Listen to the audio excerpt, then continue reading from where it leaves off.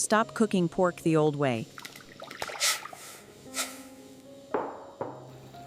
There's a simple trick that can make even the toughest cuts turn out tender, juicy, and full of flavor.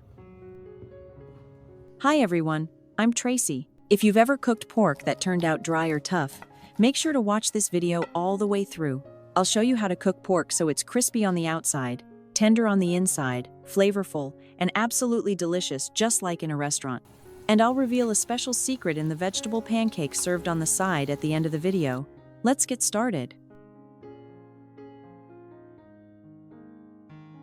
First, prepare about 800 grams of pork and choose the cut you like, then slice it thinly into bite-sized pieces. Do not cut them too thick, as this will make the meat harder to cook through, and it can turn dry and tough.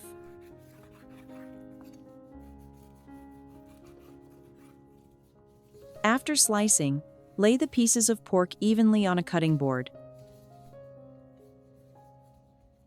Then cover them with a layer of plastic wrap.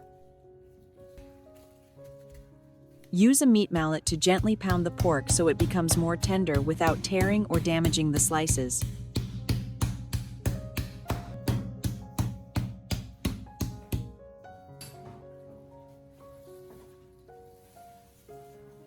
Next, if the pieces are too large, you can cut them into smaller, bite-sized pieces. If you notice thicker strips of fat, lightly score them with a knife. This step helps the meat cook more evenly and prevents it from curling during frying. Now place all the pork into a zip-top bag so it's easier to mix the seasonings evenly.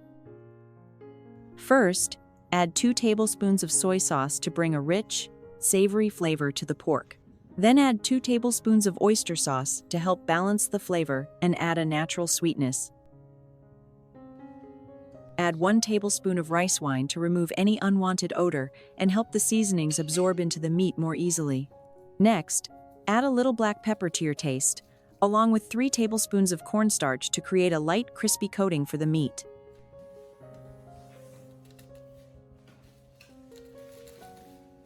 Finally, here is the essential secret that helps make the pork tender and juicy. Baking soda. Add about 1 tablespoon. It helps break down the protein in the meat, so the muscle fibers don't tighten during cooking. This is also a trick that many restaurants use to keep their meat tender and delicious, and it's one I've learned. Then, seal the bag and gently massage it, so each piece of pork is evenly coated with the seasoning. This method helps you mix everything neatly and saves you a lot of time.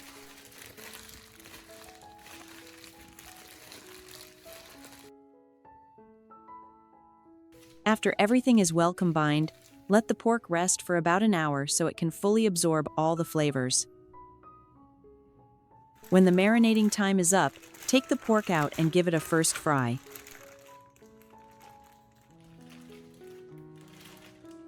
Start by heating the oil until it's hot.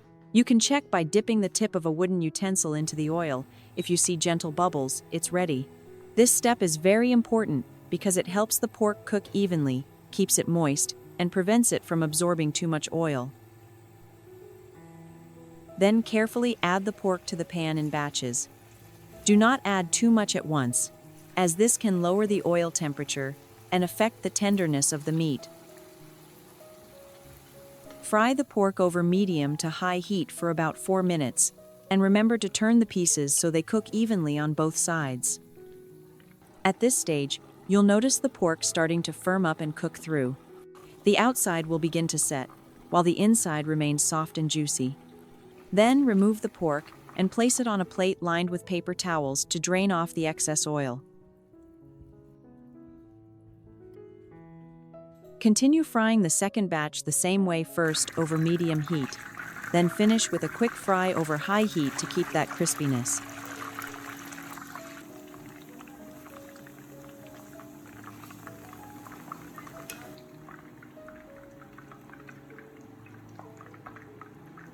Repeat this process until all the pork is done.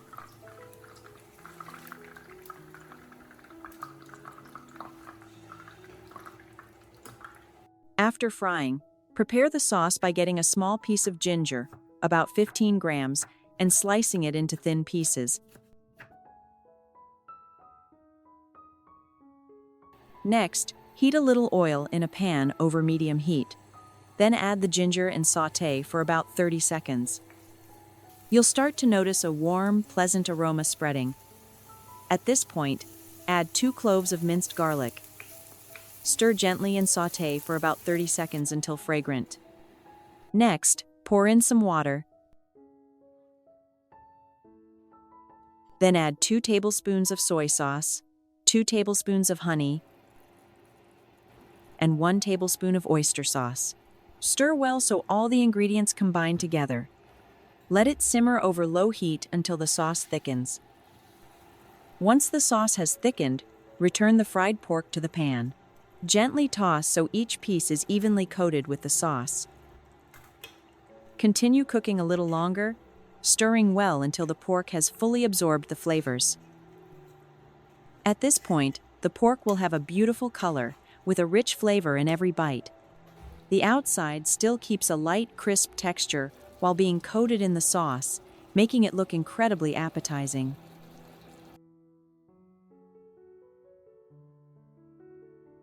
To make this dish complete in flavor, you'll need a side dish, which is the vegetable pancake I mentioned at the beginning of the video. The process is very simple. Start by preparing half a head of cabbage and slicing it thinly. You can use a slicer to make the pieces thin and even. Then place it into a bowl. Next is the carrot. Peel it. Then use a grater to shred it into thin strips.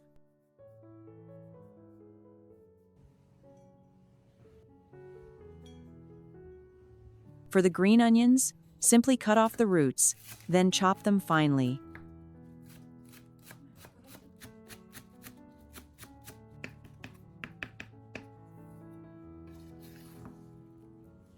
Finally, take 2 cloves of garlic, peel them, and mince them to add a nice aroma to the pancake.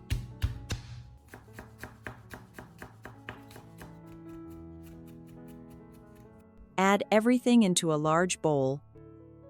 Next, crack in 3 eggs. Then add a little seasoning to make the dish more flavorful.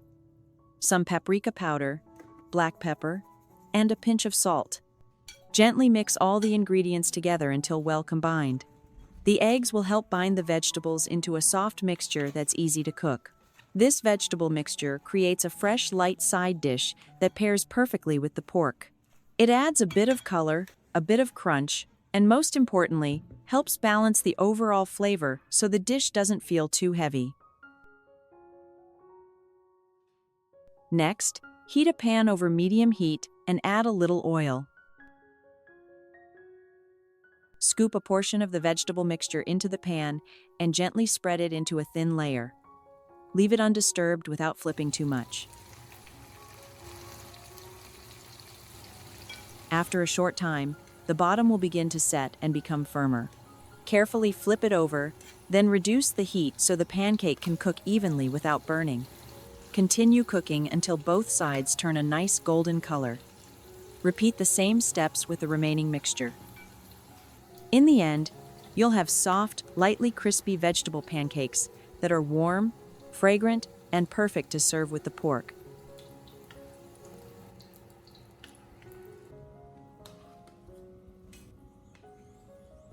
Now everything is ready, and it's time to finish the dish.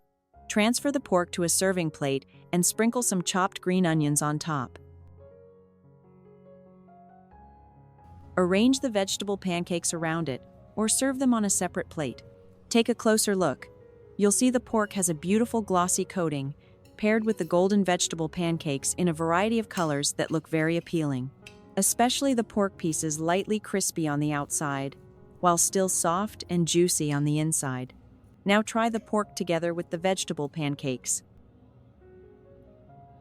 When you take a bite, the pork is crispy on the outside, tender and juicy on the inside, combined with the fresh, lightly sweet taste of the vegetables. It creates a very balanced flavor that cuts through the richness of the meat. This combination is what makes the dish so enjoyable and delicious, and I think you should definitely give it a try at least once. And that's how you can cook pork that is crispy on the outside and tender, juicy on the inside. paired with the rich flavor of the meat and the fresh, light taste of the vegetable pancakes on the side.